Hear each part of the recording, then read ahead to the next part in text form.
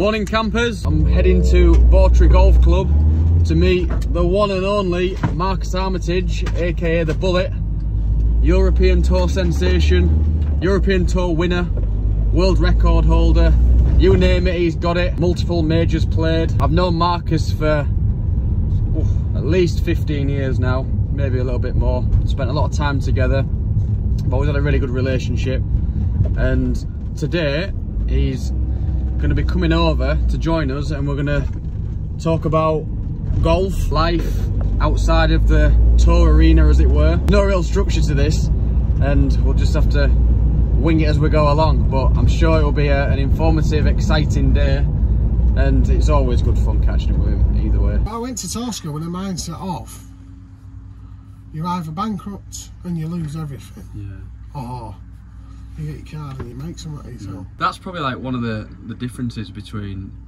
you and I over the years, where you've like lived and breathed it.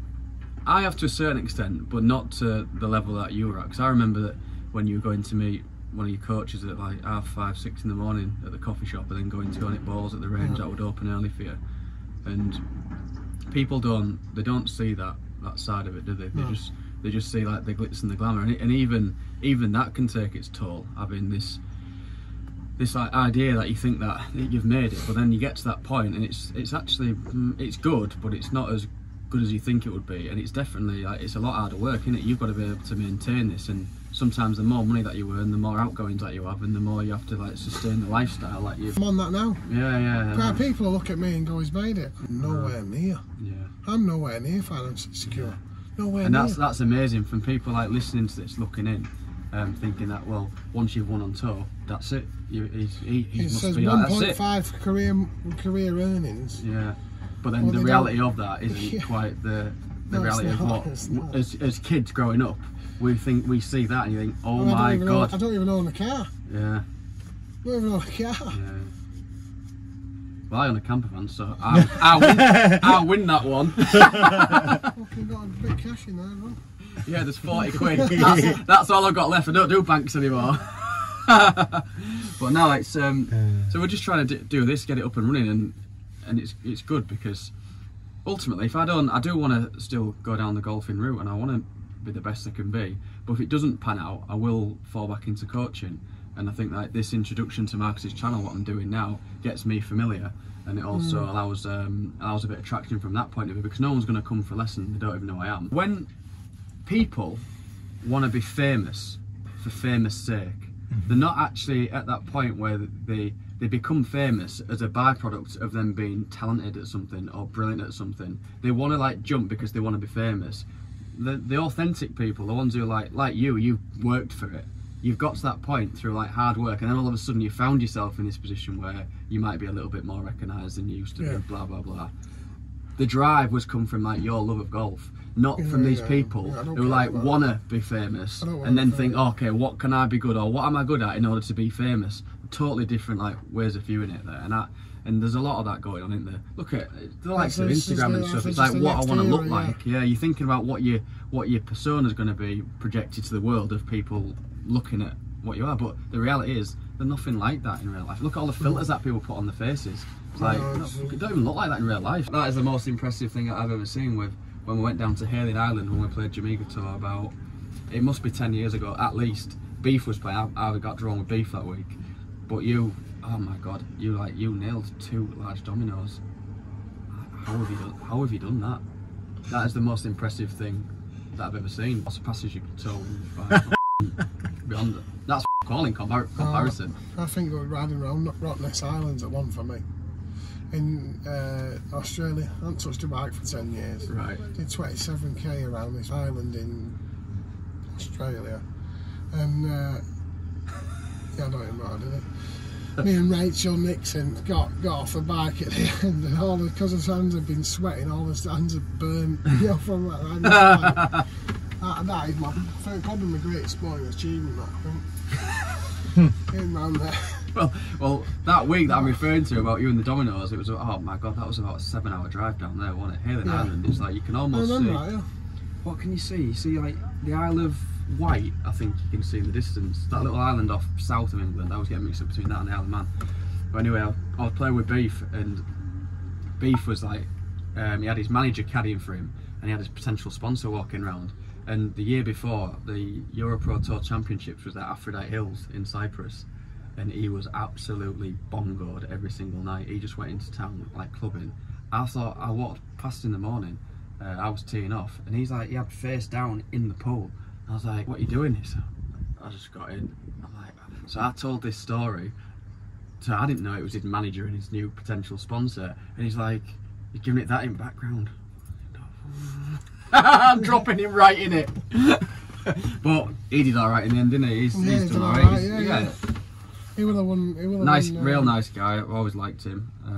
And he could play. He had like, you just can tell, like yourself, you can tell that the players who hit it a certain way, they've just got something, and also they have the ability to get the ball in the hole when they actually is necessary. They do. They find it. It's like a will to get it in. You know, like clutch. If you need it for, like you do in the Open, to get in the Open. Exactly that. And I reckon we could probably like, find a little clip of that, which is absolutely like, that's when you know. And that's sometimes because people can play shit, but they have elements of like, you think, actually, yeah, I can see it. You got to show some like substance in it. It's like something that you can.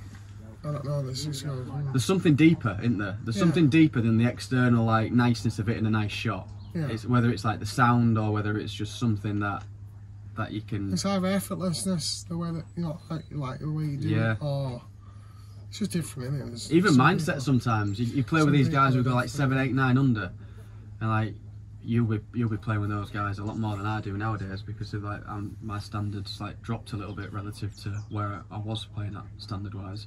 But what do you notice with these lads who kind of like get to 7 and keep pushing and pushing? Because that is a big thing for amateurs. They get to a certain score, or they notice the score on the scorecard and they shit it. They kind of like they think, oh my god, they don't keep pushing, but the best do, don't they? You keep getting to 13, 14, 15 under. You don't say, oh, this is a good score, I want to protect it. You go beyond. Well, no, I said that when I won last year. Did you? Yeah, I said, sorry. I think I got to 700 or something through 15. I held a putt on the par 3. And I went, we're a long way up here, mate. Whatever you do, don't look down. I said, if we fall from here, it's going to hurt. And it's just it's like, what are you going on about you? But that, you'll have learned from that, won't you? It's like, even you thinking about it, it's like, actually, on reflection, what was I thinking? But that's just the emotion that golf can stir in people, isn't it? It's like, it gives you this this feeling of like, oh, but the reality is, all you're doing is hitting a shot. Yeah. That's all it is. But we put ourselves under so much like pressure, but pressure's for tyres, but it sparks an emotion, which is hard. Yeah, but I think if you watch the top boys, even when I watch the Masters, I sit there, I study how people react to certain things, and you've got like Tiger, this last Masters has just gone. He's flew a 7-iron on that 12th hole, straight in the banking, over the bunkers, up in the rhododendrons. It run back out. But I look at it and compare how I'd react to that compared to how he reacts. And this is what I mean by studying it as I'm watching it. And he just walked down there, just in the bunker, just cracked on with it. Yeah, they do. Like, whereas I'd be going at Harry, I'd be going at, whoever. Yeah, yeah. And it's just, they're obviously a level on from me. Yeah. And I just look at that and go, well, I think their ability to keep going probably more consistently than me is because they don't get wrapped up in what's going on. It's just, it is done, and just move on and just it's golf, innit, at the end of the day. You've talked about the financial side of it, of when you were like in deep really, I suppose, financially or potentially, and then that was that having an impact on your performance? Well, it's hard to say. So I've got my. It's really weird because the Tour School 2019 second stage, are outside getting through to final stage, and I'm like, I need some weather or something tomorrow. Yeah. I need something, and we got. What was in bad? Yeah, just something where I could go. And everyone else would go that way, so I could like level it. I mean, I still have to play unbelievable, even if the weather is like that. And we got the last day, got a bit of wind. It wasn't much, probably 15 mile an hour, but it was just enough. I think I went out and shot some like 3-4 under. Best score of the day. I just went straight up there. It's a great feeling. And it's weird because the caddy, Gary Edwards, my caddy at the time, he turned around and he said, I just knew from that day. He said, you were getting the car from that day. Yeah. He said, because you can just, caddies can sense it. Yeah, they can, they've got the sense as well. He says, it was just like something just switched there, and he said, I just knew we were going to get a car from that day on. Yeah, that's great. But then I started the season, and I was borrowing money off Robert Rock. Robert Rock were paying for my flights. Yeah, he sounds like he's been a real solid bloke. Yeah, he has. Yeah, great advice. You know, I've been mates with him for quite a long time. He paid for my flights. Sam Walker, he paid for my caddies a couple of weeks. But I played Leopard Creek, and I was up there, I think, on about 5th going into the last day, and it was like my whole world depended on that last day. Yeah. I was carrying the whole world. I was carrying everything. I was carrying the grand of debt, everything. I went out shot 82, right? But I got £8,500, I think. Yeah. And it was like $1 million check. Yeah. Because I was like, wow, this is the first bit of money I've had for God knows that one. Yeah. And but then I got a sponsor off the back of that, because the lads at the Dunkirk pub, they were out in South Africa with a pro from Woodsmall, and they went, you know, the pro from Woodsmall said, oh, he practices up at our club, and they went, all right, and he had a thing there that I had all my sponsorship availability, you know, all these spots. Yeah, yeah. And they went, oh, we don't want any spots, we'll just give him the money, and I had to give him a percentage back, you know what I mean? Which is fair enough, isn't it? If someone's giving you, you don't mind. Yeah. At that time, that were over Christmas of 19, moving into 20, and then I went to South Africa, and I was just like, I was walking around with just a massive weight off my shoulder, and then all of a sudden I finished 3rd, the best ever finish. It's like 80 grand. Yeah. It just shows like how external things can actually drive you, but also like hinder you at the same time. One drill that James Ridgey come up with this last week is that it's a 1 to 10 drill. So 5 on this grass here. If I were to strike this pure, and a 5, if I get a 5 out of it, like that, that's what I class as a 5. So the strike were perfect. The interaction with the turf were perfect. So we class that as a 5. Yeah. Now then, if I were to go for a 3 would basically be, I'd hit the ground a bit further back here, so it'll be a bit like that. Yeah. So you can hear the sound there. Yeah. They're a bit clunky, still getting the result. I mean, it's gone left, but it's still getting the result. Yeah. Now either a 6 or a 7 would be the other way. I mean, this is a hard one for me to do, but a 6 or a 7 would be, oh, that's a 10. Yeah, yeah. But anyway, it's a gauge of thinning it to fatten it, and it's all about interaction with the turf. So you might go. So you're heightening your senses, aren't you? There, you're heightening your senses relative to the strike, and you're measuring it and giving you a rating. It's all about skill. So I produced a 10. I know what a 10 is. Yeah. I know what a 1 is. A 1 will go here. But if you can get like 6s and 7s, where 6s might just be 6 might be. So I've gone for a 6 there. Yeah. I've produced a 3. Yeah. But it just teaches you and teaches you skill of where your interaction with the turf is. And when you go to different places, like you might go and play on Bermuda, and your 5 might come out like a 3. So then you go, right, well, I need to produce a 7 here to get, well, that were another 3. But I mean, it's all right, but it's an instant feedback. Yeah, exactly. Yeah. Well, I got that as a 3. So it's a way of tapping into your own practice and attuning yourself and rating yourself and measuring it at where you are at that moment in time in your practice. Tuning your skill and homing your skill. See, that were a 6. Yeah. They were a little bit clean. Yeah. Still a good shot. I mean, if you're ranging between 3s and 7s, you're always going to be around the pin. Yeah. Yeah. But I just think it's a good way. For instance, James said that Francesco Molinari went to Sawgrass, and the grass there, he was trying to get 5s. He couldn't get 5s. He kept producing 3s. So but then when he aimed for a 7, it come out as a 5, just because of the type of grass and the grain on the grass. So it's just an easy way of, if you can skill and go, right, I can produce a 7 here. I mean, I'm quite new to it, so it's quite a hard thing for me to do at the moment. But I presume the more I do it down the line, the better I get at it, and I'll be able to go and go, right, well, you know, if the grass is growing into me, then I don't want to be aiming for a 5 because there'll be too much ground interaction. So there'll be too much, like, so I'll probably go, well, the grass is into me, so I need to produce a 7 here, so there's less ground interaction. But actually 7 is the hardest. No, that's interesting. One of the stories which I always liked is like, you talk about Tiger having this like demeanour of you can't come near him or blah blah blah, and he's always in the zone, and he had a bit of a reputation of being like quite arrogant, didn't he, for a long time.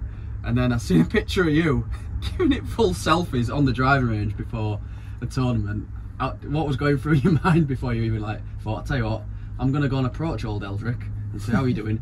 Let's have a photo.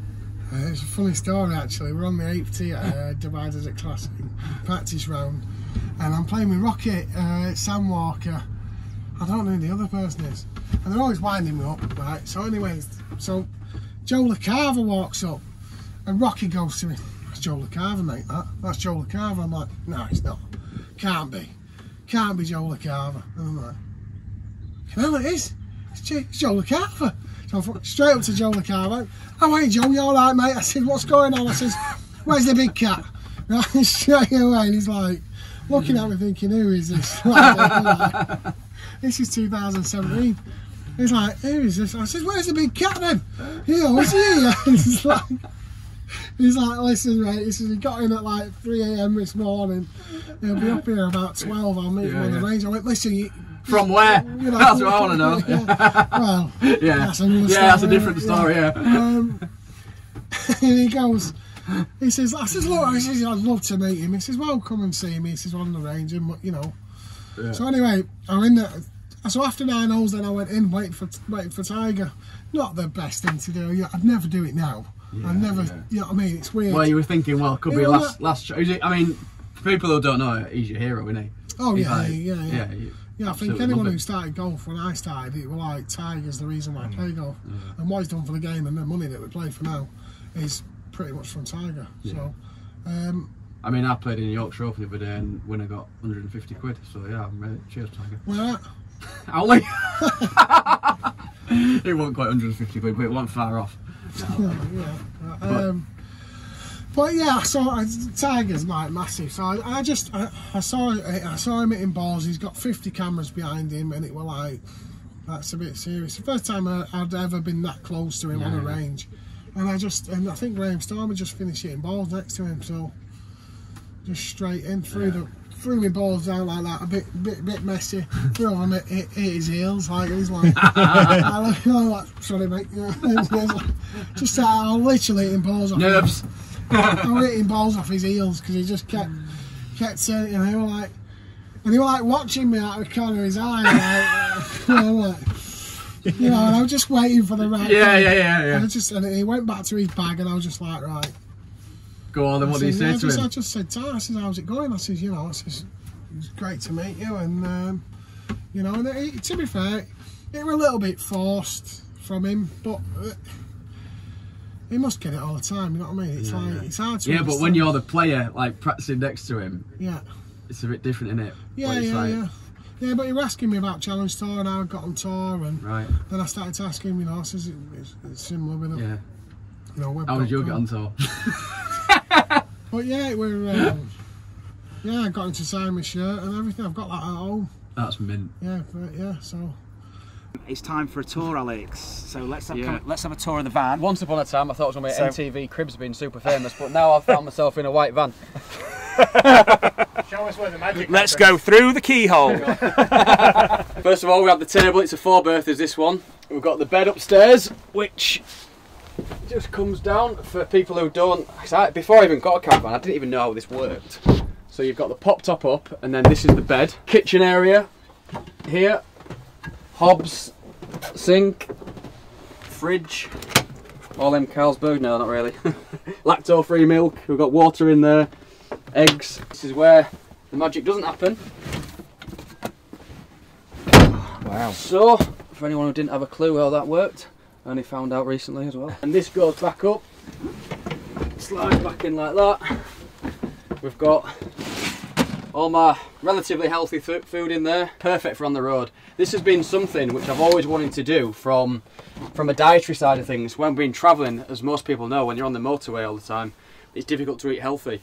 And with this, I can pull over, eat, I can train. I've got all my training stuff in the front, which I'll show you in a second. So I can be very adaptable. And time is really not of the essence when you're kind of living this way. Rather than driving home to then think about going to the gym and then cooking tea, sometimes if I've had a late tea time, I might go to McDonald's. And you know what? As we all do, we all feel crap after a McDonald's, don't we? So let's face it, they're alright at the time, but from an athletic performance side of things, that's unsustainable. And I've always found that throughout the season, that the more you travel, the harder it is to maintain your diet and especially your exercise as well. So this is a great way, which is the big thing I'm looking forward to really. But up here we've got all different compartments, blue blocking light bulbs for all the biohackers out there. All my toothpaste and all those sort of things. This is the hat cupboard. You might be thinking, where are the golf clubs? Literally Tucked away. just tucked away there like that. So I've got golf bag here, and then loads more storage under there. Skateboard, Donor Sports. we can do that in one session actually, Yeah. Marcus. Got my practice balls in there, bedding in the back, some more storage in there, which is yet to be decided what goes in. Lots of little cubby But holes. yeah, as you can see, it is a lot more convenient than meets the eye with these things. Shameless advertising. So this is great for storing all of my gym equipment, so I can pull over and got the TRX in there, got the slam balls, psoas, and then even in here, this is where my sleeping bags are. So more storage in there. So What I'm I've so got intrigued to see everything is I the need. bed upstairs. Okay. How do these work? I've never seen this ever. How do you do that? Well, all you do, as you can see, it's on a hydraulic system here. So when you're cooking and doing whatever you need to do, so this is your living space, and then when it's time to go to bed, if you've got a caddy, Yeah. I go in the bottom, and the caddy goes at the top 'cause it's colder at the top because it can breathe, can this stuff, and you just literally from the inside, you pull it down, and then your duvet and covers and pillows go up there. Awesome. It's actually bigger up there than it is it? down here, yeah. Home from home. Exactly, Really yeah. is, isn't it? In fact, I mean, you literally, like you say, you've got everything you need, your food, all your equipment. Yeah. You're also not restricted to, not just where you are and time-wise. I mean, facility-wise, you can train anyway, can't you? Exactly, and also the beauty of this is when we are playing in certain events, like costs have to be considered. So maybe I can go a night before, whereas before I might have thought, well, that's another 100 quid on a hotel and food, etc., which is not necessary. But now this gives me the perfect option to do that without any extra costs, obviously. So yeah. it's Not be skipping practice rounds or things like that. exactly, which I have done in the past, purely because it's almost like not worth it, because the amount you're paying for the entry fees and the amount you're paying out for the excess side of things like the accommodation, fuel, food, it all goes into the pot really. So this is the initial investment, obviously, that's. Yeah, I'm offsetting it against what my Exactly. costs would be, and actually this is a lot healthier way It's to do it. significant, the initial investment, but then long term, it's going to save money week on week, isn't it? Seriously, Exactly, but it's more about the enhancement to your lifestyle, and how conducive that is to performance week on week on week. So it's like. And I've found already, I've only had it a week, that it's started to make me a little bit more disciplined, because I'm very disciplined when it comes to my golf, but sometimes in the other side of the way that I live life, I might be like, oh, you know what, I'll make my bed later on because I'm rushing. But now you can't, like for example, I cooked some food before we started filming today, and if I hadn't have cleaned it, that'd be splattered and annoy me. And you're in such a small area-ish, to a certain extent, that those things need to be done. So it forces you to do the little detail things. You can't avoid it. You can't slow down. escape it. You can't hide it under so the every day carpet. is definitely a school day in this. Go into another room. Yeah, I've learned new words: intercooler, engine light. But we've got there in the end, and hopefully it'll pay off. And I'm looking forward to sharing this journey and the journey it's going to provide for the viewers. Because that's as well. been a journey finding the right van, hasn't it? Oh my God, I've been having sleepless nights. Watch this space for more to come. What do they say in Cribs? Get out of here and have to slam the door. Yeah, I'm not that pretentious, I don't want to do it. But he's going to anyway. Yeah, I am going to do it. Get out of here. See you later, guys.